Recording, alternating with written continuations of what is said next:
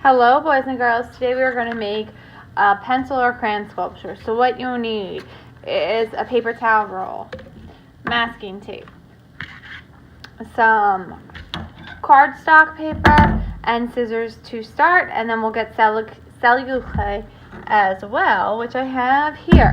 So to start off, you need to make the point of your crayon or pencil that you're going to make. So you're going to fold this paper, the edges, over each other to make a point.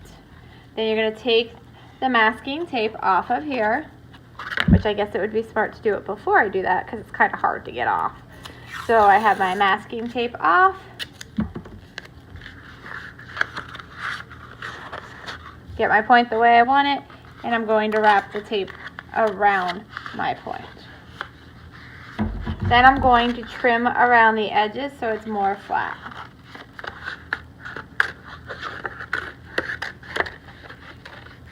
And the rest of the paper you don't need.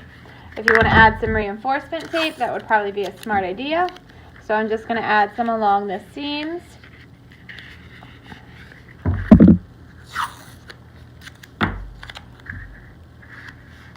Okay, this is going to go over top of your toilet paper or paper towel roll, whatever size you use. If you want your roll to be smaller, you can cut it smaller. I want this one to be this size, so I am going to leave it like this. Now, if you notice, this doesn't fit on here very well, so you're going to have to, in some areas, do little slit cuts. Don't do them up too high, but I'm going to do it all the way around.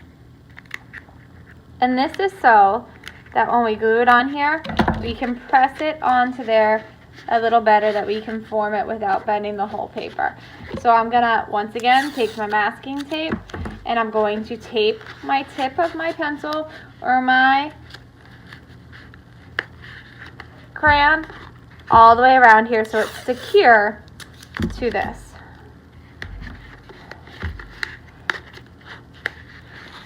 If you're having trouble fitting it on there perfectly, cut your slit up a little bit higher and then press it down a little more.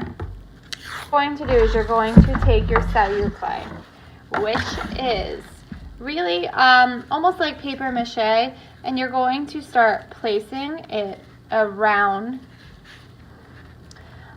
your design that you just made. This whole thing needs to be covered with it. It shouldn't be really thick that it's taking it into a glob, so you want to make sure that you're pressing it down and smoothing it on there, but you also don't want to see areas where you can see the roll underneath or the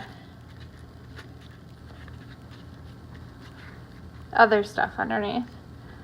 So you don't want to see through the Celluclay.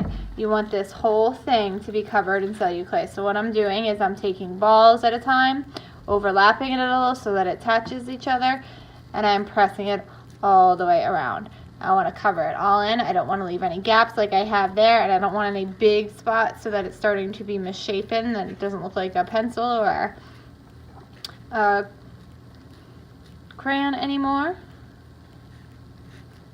So I'm going to go ahead and work on covering this whole thing carefully. This might take a while for it to turn out nice and to cover it all. That's okay.